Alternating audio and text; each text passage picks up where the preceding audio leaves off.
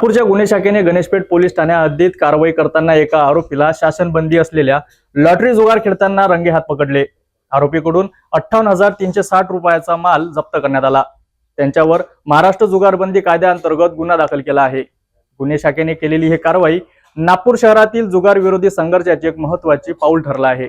नागपूरच्या गणेशपेठेतील भोईपुरा मच्छी मार्केट येथील दुकानात आरोपी शासनबंदी असलेले लॉटरी खेळताना आढळले।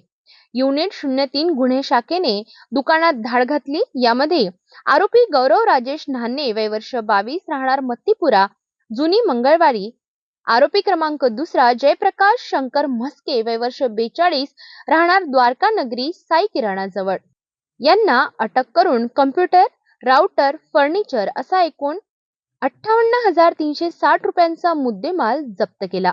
गणेशपेठ पोलिसांनी या प्रकरणात एक आरोपी वॉन्टेड असल्याचं सांगितलं। गुन्हेगाराला पायबंद घालण्यासाठी पोलीस लक्ष देऊन कारवाई करीत आहेत, तरीही पोलिसांना चुकारा देऊन गुन्हेगार आपला कारवाया करत दिसत आहेत। या अशाच बातम्यांसाठी बघत रहा सिटी न्यूज।